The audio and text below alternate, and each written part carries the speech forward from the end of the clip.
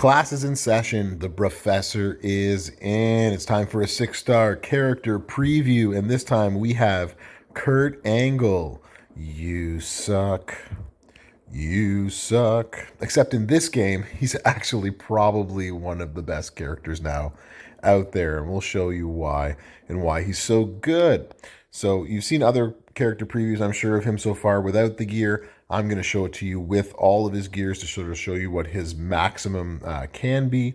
So with our move sets that we have here in his gears, all 4 color moves are going to start with 4 more MP, and the multiplies generated will increase their strength by 5. Those are some fantastic build attributes. He is, of course, a Hall of Famer. He has a red submission move trainer ability at 26k or 6-star bronze. Red submission moves are going to do 100% more damage per turn, and red moves start with 2 more move MP. Looking at you, Mutant Seth. This is going to be one hell of a thing for you. So that's where he's going to be obviously the most desired off the top of my head. So let's go take a look of a couple of builds that we can put on him and show you just how deadly he can be. I'll run it with the gold because he is going to be golden. So strap-wise for Angle, we're just going to go all gem damage. So I've put on some Fury 2s. So we've got 2 sets of Fury 2s to go on there. So that's 80% more gem damage right there. We're also going to have 26% there, and we're going to put on the Z plate, so when we make countdown gems, we do more damage there as well too. So we are looking at about 155% more gem damage on top of everything. Entourage-wise, we're going to put on the Demon Balor for 38% more multiply gem damage and create 1 more multiply gem. We're going to put on Matt Hardy to add multiply gem strength, and then whatever multiply gem damage trainers that you have, or gem damage trainers in general. Obviously Memrock would be better down here. You can also put in, this is going to create more multiply gems, but that's actually not going to help us as much. So you know what, we'll just put on some gem damage. We will just put straight Santa Hogan gem damage so we can get the base of the moves even higher. Maybe that'll help us a little bit more. And in terms of moves, I didn't even talk about that. So we're going to use the finisher. We're going to destroy 30 random multiply gems, and we're going to pin the opponent. We're going to put on the crossface chicken wing, and that's going to go for 3 turns. We're going to choose 8 black submission gems, but it's going to make multiply gems of strength 8, but that's also going to be plus 5, plus 2.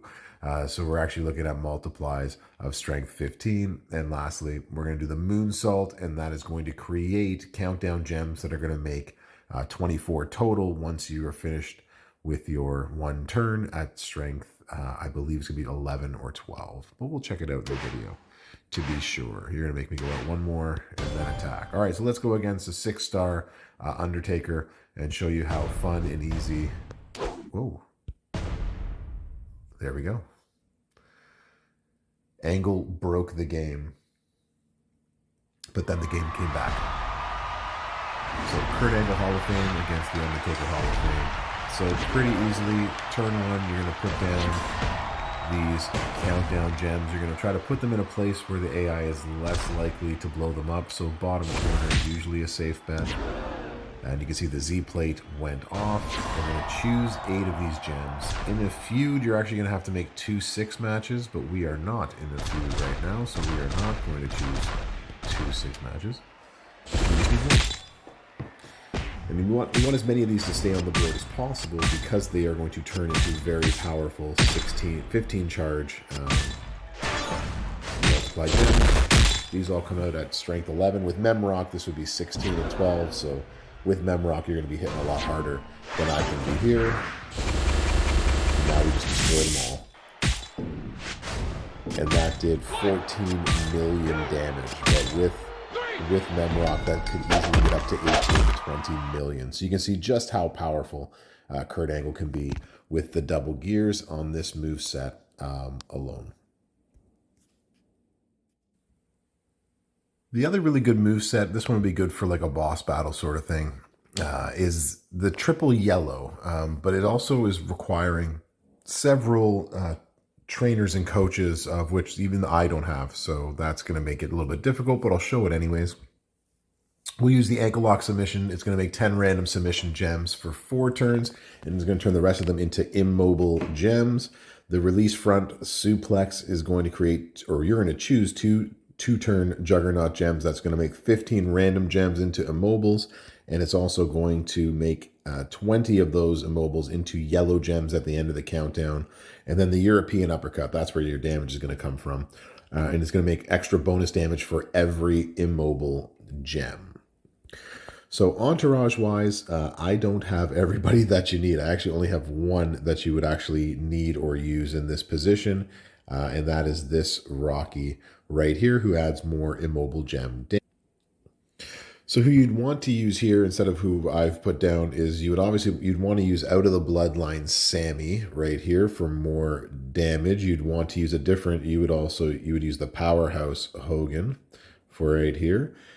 Who adds more immobile gem damage, and you want to use LWO Eddie Guerrero, and that would be the 3 percentage immobile gem damage coaches and trainers that you would use. And so since I don't have 3 of the 4, this is who I decided to use instead. So you can sort of get a sense of, if you have those trainers and coaches, he was obviously going to do a ton more damage and be a lot quicker, easier to work with, but we're going to face a little bit of trouble, but let's try it out anyways. Let's go, Angle.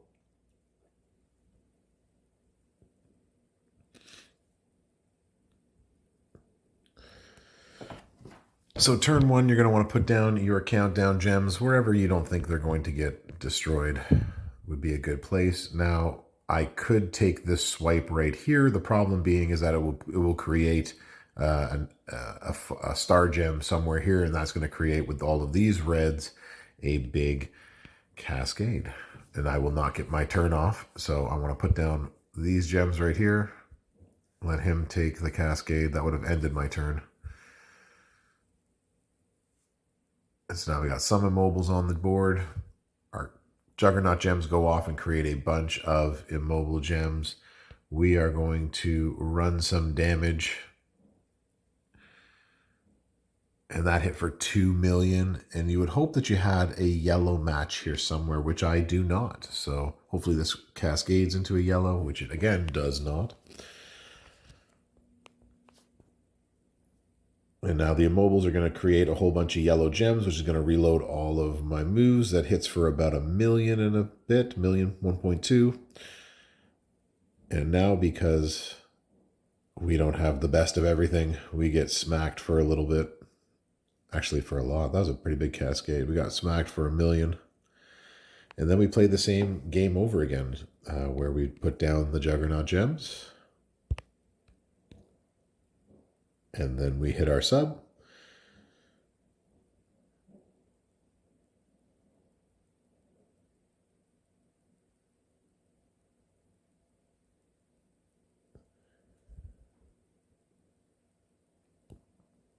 So since we are missing so much immobile gem damage, that one hit for 2.54, but with all of the extra trainers that I don't have, that obviously would have hit probably for twice as much. Probably would have hit for at least 5 million each time you go through and do that. So this should be a 2-cycle win.